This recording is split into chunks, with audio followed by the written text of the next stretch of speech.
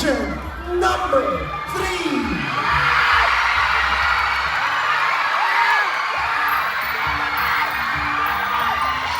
am Aaron A. Camacho, 37 years of age, Teacher 3 of Tonyo Cambio Alfredo Memorial National High School. Bilang defending champion po noong nakaraang taon, isa pong malaking hamon po sa paaralan namin na kami ay makapili muli ng mga magagaling, mahusay at mga aktibong mag-aaral na magre-representa sa ating paaralan.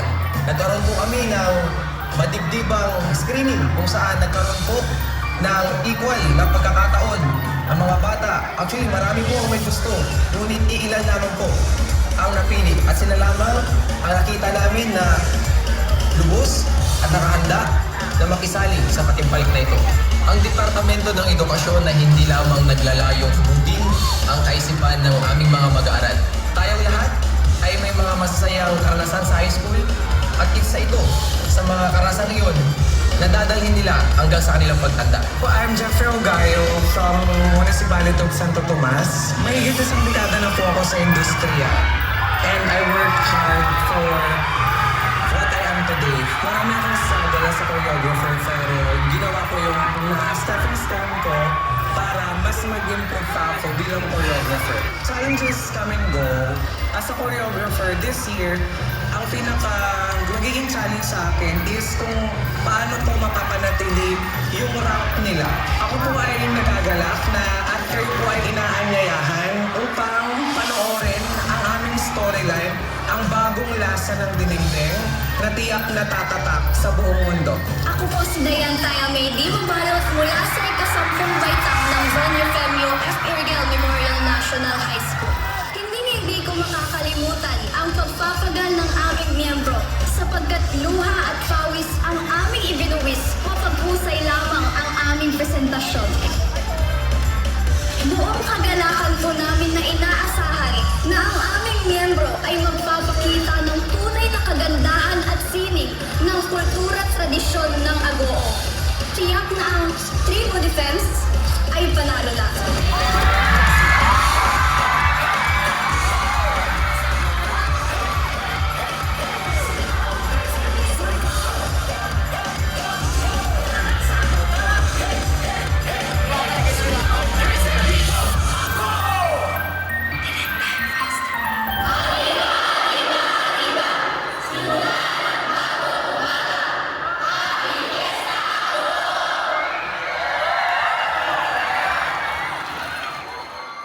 Bagong lasa ng dinigding para sa bagong Agoo.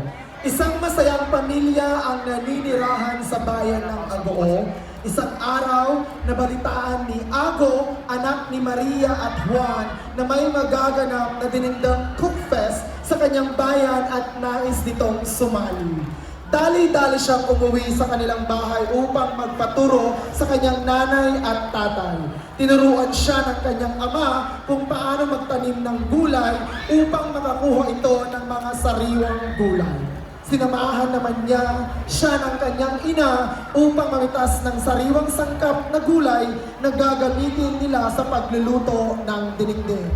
Sa huli, nakamit ni Anita ang kampyonato dahil sa sikretong sangkap na itinuro ng kanyang ama't ina ang pagmamahal. Natikman ng buong Agoeños ang bagong lasa ng dinigdang. Nagpapasalamat ang buong Agoeños sa lahat ng biyaya at ang lahat ay nakifiesta sa masayang pagdiriwang ng taunang Dinigdang Festival. Mga kaibigan, bigyan natin ng masigabong palakpakan ang Don Eufemio F. Irgel Memorial National High School.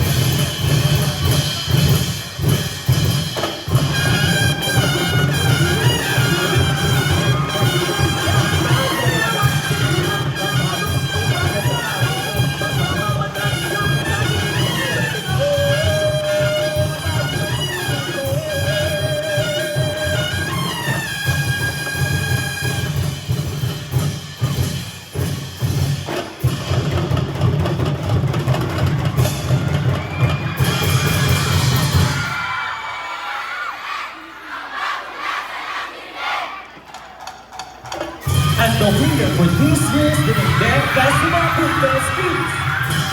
Abo.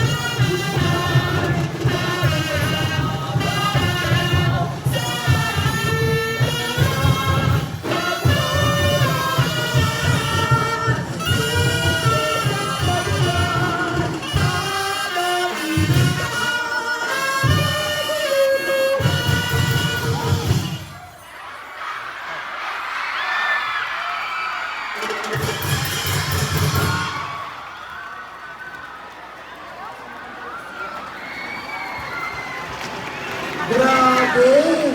Contingent